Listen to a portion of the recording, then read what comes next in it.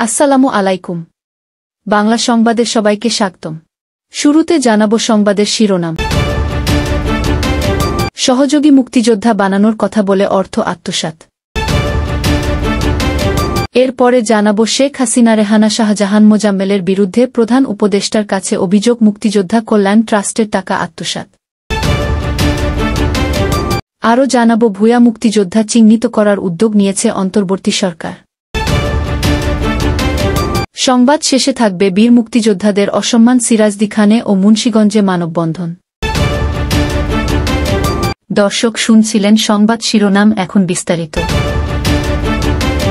নেত্রকোনার কেন্দুয়ায় সহযোগী মুক্তিযোদ্ধা বানানোর কথা বলে একটি চক্র কয়েক শতাধিক লোকজনের কাছ থেকে মোটা অঙ্কের অর্থ হাতিয়ে নেওয়ার অভিযোগ পাওয়া গেছে।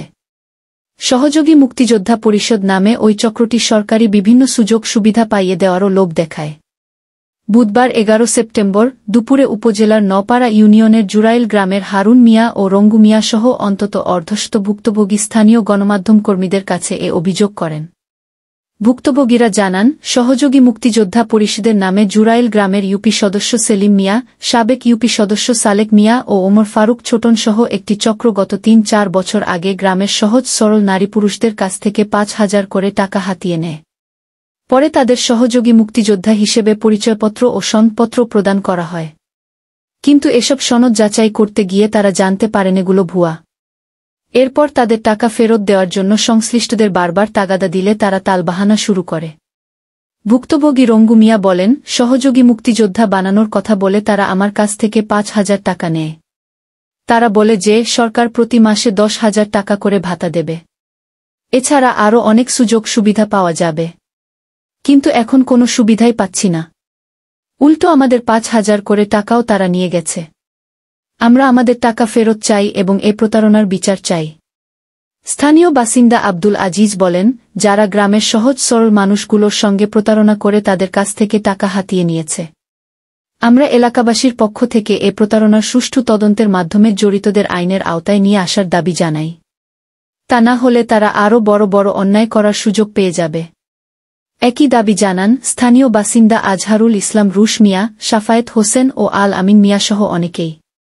এ বিষয়ে ইউপি সদস্য সেলিম মিয়া ও সাবেক ইউপি সদস্য সালেক মিয়ার সঙ্গে যোগাযোগ করার জন্য মোবাইল ফোনে কয়েকবার কল করা হলেও তাদের কোনো সাড়া পাওয়া যায়নি। তবে অভিযুক্ত ওমর ফারুক ছোটনের সঙ্গে কথা হলে তিনি বলেন, আমি এক সময় সহযোগী মুক্তিযোদ্ধা পরিষদের কার্যক্রমে জড়িত ছিলাম। পরে অসুস্থতার কারণে চলে আসি। পরে আর এ বিষয়ে কোনো খবর রাখিনি।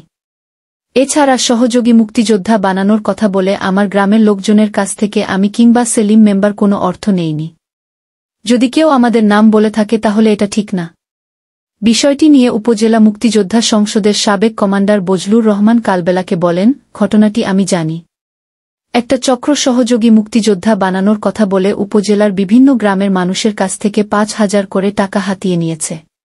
ওই সময় আমরা প্রতিবাদও করেছি। তখন আমাদের সঙ্গে যারা যোগাযোগ করেছেন তাদের টাকা দিতে নিষেধ করেছি। তবুও শত শত মানুষের কাছ থেকে তারা প্রতারণা করে অর্থ হাতিয়ে নিয়েছে। এমনকি প্রত্যেককে একটি পরিচয়পত্র ও সনদপত্র দিয়েছে। মুক্তিযোদ্ধা কল্যাণ ট্রাস্টের মালিকানাধীন ঢাকার গুলিস্তান শপিং কমপ্লেক্স ২ ব্যবসা প্রতিষ্ঠান ও অফিস বিক্রির মাধ্যমে শত শত কোটি টাকা আত্মসাৎ করা হয়েছে। মুক্তিযোদ্ধা পরিবারের সাথে প্রতারণার মাধ্যমে হাতিয়ে নেয়া এসব অর্থ পাচার করা হয়েছে।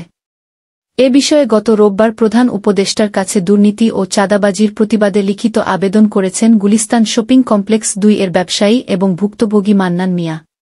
লিখিত অভিযোগ তিনি উল্লেখ করেন, পদাধিকার বলে দায়িত্বে থেকে মুক্তিযোদ্ধা কল্যাণ ট্রাস্টের টাকাপয়সা লুটপাটে জড়িত ছিলেন সাবেক প্রধানমন্ত্রী শেখ হাসিনা, মুক্তিযোদ্ধা মন্ত্রী আ.ক.ম মোজাম্মেল হক, মুক্তিযুদ্ধ বিষয়ক সংসদীয় কমিটির চেয়ারম্যান শাহজাহান খান, মুক্তিযোদ্ধা ট্রাস্টের মহাব্যবস্থাপক খন্দকার ফজলুল হক, এমডি মাহবুবুর রহমান, প্রশাসক সাজ্জাদুল ইসলাম, দি ওয়েস্টার্ন ইঞ্জিনিয়ার্স লিমিটেডের এস.এম. আলাউদ্দিন, সাইফুল ইসলাম অপু, শেখ রেহানা, সজীব ওয়াজেদ জয়, সাবেক ডিবি প্রধান হারুন ও রশিদসহ আরও কয়েকজন।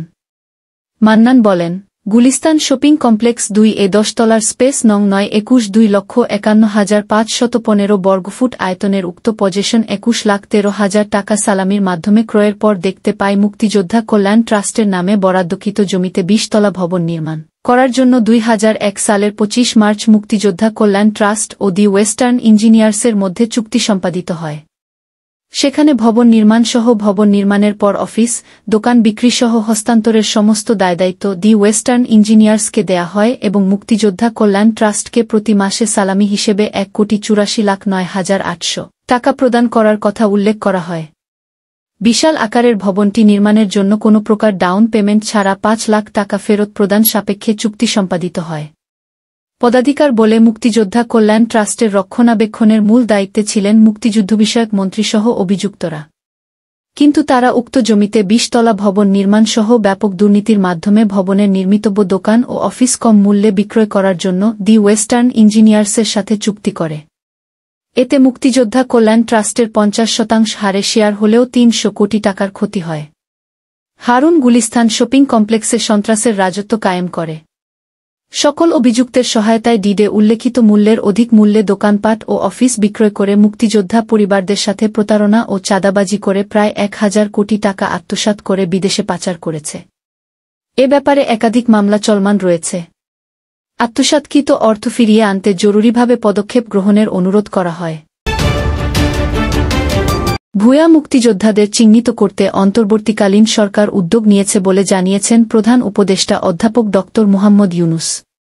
বুধবার 1 সেপ্টেম্বর সন্ধ্যায় জাতির উদ্দেশ্যে দেওয়া ভাষণে এ কথা বলেন প্রধান উপদেষ্টা। ড. ইউনুস বলেন, ভুয়া মুক্তিযোদ্ধাদের চিহ্নিত করার লক্ষ্যে বিশেষ করে মুক্তিযুদ্ধের সময় যাদের বয়স 12 বছরের কম ছিল তাদের মুক্তিযোদ্ধা তালিকা হতে বাতিলের জন্য সুপ্রিম কোর্টে লিভ টু আপিলের পদক্ষেপ গ্রহণ করা হয়েছে।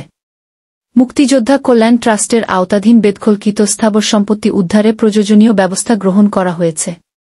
প্রধান উপদেষ্টার দায়িত্ব নেওয়ার পর জাতির উদ্দেশ্যে এটি তার দ্বিতীয় ভাষণ। এর আগে গত 25 আগস্ট জাতির উদ্দেশ্যে ভাষণ দেন তিনি। মহান মুক্তিযুদ্ধ ও বীর মুক্তিযোদ্ধাদের অসম্মানের প্রতিবাদে মুন্সিগঞ্জে মানববন্ধন ও প্রতিবাদ কর্মসূচি পালিত হয়েছে। মঙ্গলবার সকালে মুন্সিগঞ্জ শহরের পৌর মার্কেট সংলগ্ন মুক্তিযোদ্ধা ভাস্কর্যের সামনে জেলা মুক্তিযোদ্ধা ইউনিট, সদর উপজেলা কমান্ড ও মুক্তিযোদ্ধা সন্তান কমান্ডের আয়োজনে মানববন্ধন ও প্রতিবাদ কর্মসূচি পালন করে মুক্তিযোদ্ধারা। মানববন্ধনে ছাত্রলীগ, আওয়ামী লীগ, যুবলীগ, শ্রমিক লীগ, মহিলা লীগ সহ বিভিন্ন সহযোগী সংগঠনের নেতাকর্মীরা অংশগ্রহণ করে বক্তব্য রাখেন। এ সময় বক্তব্য রাখেন সদর উপজেলা পরিষদের চেয়ারম্যান বীর মুক্তিযোদ্ধা আনিছুজ্জামান আনিছ, বীর মুক্তিযোদ্ধা সিরাজউদ্দিন তালুকদার ভুলু, মতিউল ইসলাম হিরু, শহীদুল ইসলাম, আব্দুল কাদের মোল্লা, সদর উপজেলা পরিষদের vice chairman Najmul Hasan Sohel, councillor Sajjad Hossain Sagar প্রমুখ। এদিকে সিরাজদিখানে কোটা আন্দোলনকারীদের বিরুদ্ধে মুক্তিযোদ্ধাদের মানববন্ধন কর্মসূচি পালিত হয়েছে। মঙ্গলবার দুপুরে উপজেলা মুক্তিযোদ্ধা কমপ্লেক্স ভবনের সামনে মানববন্ধনটি অনুষ্ঠিত হয়। সিরাজদিখান উপজেলা মুক্তিযোদ্ধা সংসদ ব্যানারে বীর মুক্তিযোদ্ধা ও তাদের সন্তানরা এতে অংশ নেন।